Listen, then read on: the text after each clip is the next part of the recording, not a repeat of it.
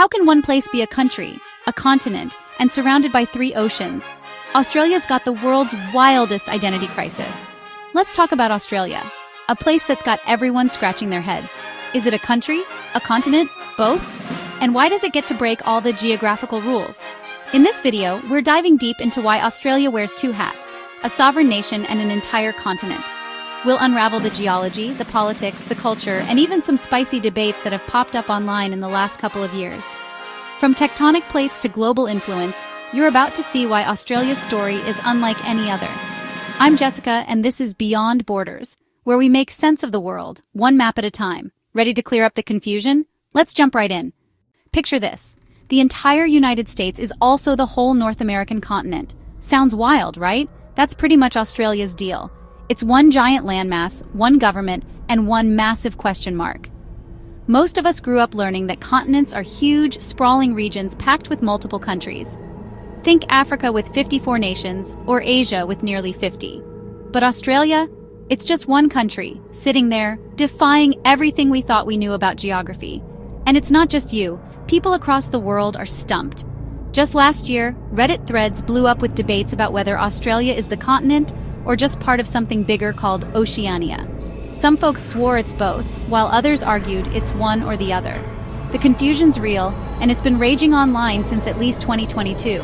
Why does this mix-up keep happening? It's because Australia doesn't fit the mold. It's massive, 7.7 million square kilometers, bigger than most countries. But it's also isolated, surrounded by the Pacific, Indian, and Southern Oceans. No other continent pulls off this solo act.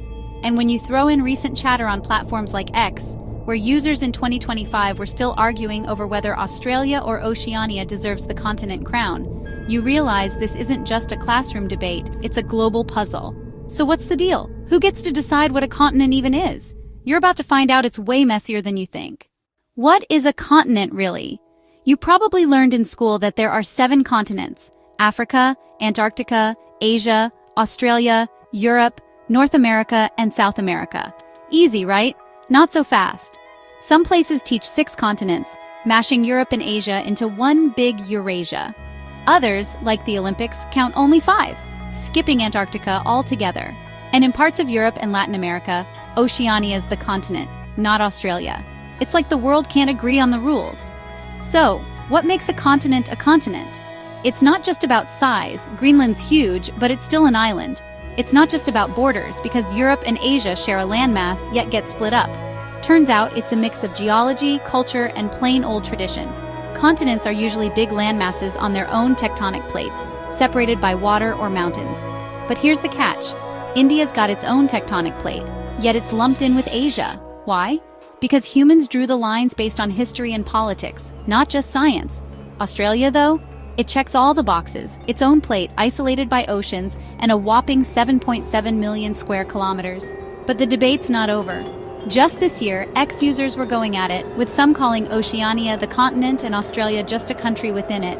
Others doubled down, saying Australia's the real deal because of its sheer size and geological independence. The truth? It's a bit of both. And the answer depends on who's holding the map. So, if the rules are this wobbly, why does Australia get to stand alone as a continent? Let's dig into that next. Australia's not just a big island. It's a geological beast. It sits on its own tectonic plate, the Australian plate, which is a massive chunk of Earth's crust moving independently from its neighbors. That's a big deal in continent world. Add to that its size, 7.7 million square kilometers, making it the 6th largest country on Earth, and its total isolation by 3 oceans: the Pacific to the east, Indian to the west, and Southern to the south. It's too big to be called an island, dwarfing Greenland, which clocks in at just 2.1 million square kilometers. Plus, Australia's got rocks dating back 4.6 billion years, some of the oldest on the planet, and wildlife you won't find anywhere else. Think kangaroos, koalas, and venomous snakes that'll make you rethink your hiking plans. These unique features scream continent to geologists. But it's not just about rocks and roos. Australia's been called a continent since the 19th century, when cartographers like John Bartholomew grouped it with the Pacific Islands under terms like Oceania. Still, some argue it's not enough on its own. A 2025 Reddit post even suggested the continent should be called Sahul, including New Guinea and Tasmania. to avoid confusion with the country. Whatever you call it, Australia's got the geological cred to stand tall. But here's the twist. Not everyone agrees on the name. Some say Oceania is the real continent. Want to know why? Let's dive into that next. Here's where things get spicy. In parts of Europe, Asia, and Latin America, kids crack open their geography books and learn that Oceania is the continent, not Australia. Oceania is a massive region, sprawling across the Pacific Ocean, including Australia, New Zealand, Papua New Guinea, and thousands of islands like Fiji, Tonga, and Samoa. It's less about one solid landmass and more about a shared oceanic vibe. Think tropical islands, coral reefs, and cultures tied to the sea. The term Oceania popped up in the 19th century, coined by French cartographer Adrien Hubert-Breux to capture this vast, watery world. But here's the rub. Oceania's land area is only about 9 million square kilometers, with Australia making up 85% of that. Without Australia, Oceania is just a scattering of islands. Recent X-posts from 2025 show the debate's still hot. Some users call Oceania a region, not a continent, arguing it's too fragmented to count. Others say it's a continent because it's a distinct cultural and geographical zone. In Italy, for example, Oceania is taught as the continent, and Australia is just its biggest country. The confusion comes down to perspective. Geologists lean toward Australia as the continent for its tectonic isolation, while geopolitics and culture often point to Oceania for its broader Pacific identity. So, is Australia the continent or just a piece of a bigger puzzle? Depends on who's teaching the class. Let's shift gears and look at Australia as a country next. While the continent debate rages on, one thing's crystal clear. Australia is a full-blown country, officially the Commonwealth of Australia. It's got one government, one currency, the Australian dollar, and one military, overseeing a population of 26.8 million as of 2025. Its major cities, Sydney, Melbourne, Brisbane, hum with multicultural energy, with Sydney alone hosting over 250 languages.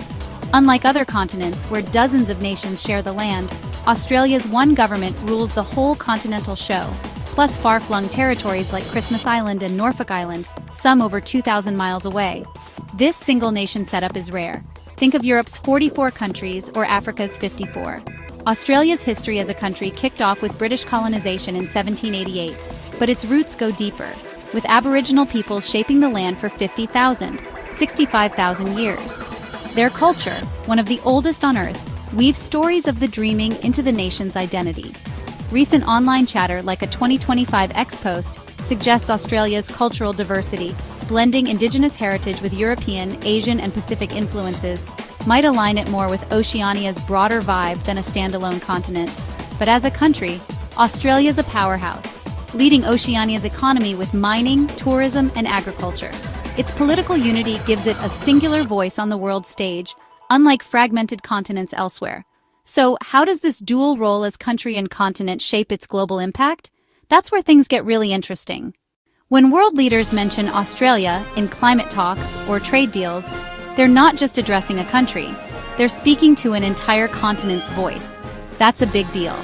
Australia's single government gives it a unified punch in global politics, from negotiating Pacific trade agreements to leading conservation efforts for its unique biodiversity. With 97% of its 26.8 million people online in 2025, Australia's digital influence is massive too, with social media debates on platforms like X shaping how the world sees its dual identity. Its isolation has preserved creatures like the kangaroo and koala, found nowhere else, making it a focal point for environmental discussions. A 2025 National Geographic article noted Australia's outsized role in Oceania's tourism and resource economies, despite its harsh deserts and tropical coasts. Its geopolitical weight in the Pacific, think trade with Fiji or aid to Kiribati, sets it apart from continents split by rival nations. But it's not all smooth sailing. Online forums like Reddit in 2025 buzz with speculation about whether Australia's continental status overshadows smaller Pacific nations, culturally and politically.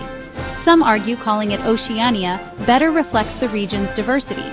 Either way, Australia's dual role makes it a global player with a unique edge. And there's one more layer to this story: its deep history and culture. Australia's story starts way before maps and flags. Aboriginal Australians arrived 65,000 years ago, crafting one of the world's oldest cultures. Their stories of the dreaming, tales of land, sky, and spirit, shaped the continent long before British ships docked in 1788.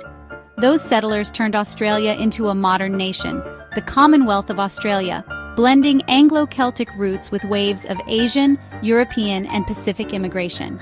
By 2021, 17.4% of Aussies had Asian ancestry, and 3.8% identified as Indigenous. This mix fuels a vibrant culture. Think Vegemite, flat whites, and rugby rivalries with New Zealand. But it's not without tension. Recent X-posts from 2025 question whether Australia's cultural mosaic aligns more with Oceania's Pacific identity than a standalone continent.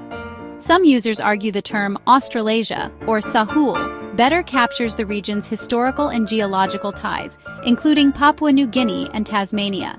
Others point out that Australia's colonial past still sparks debates about Indigenous recognition and republic status versus British monarchy ties. These discussions keep Australia's identity in flux, a puzzle that's as much about people as it is about plates. So, what's the final word on this continent-country combo?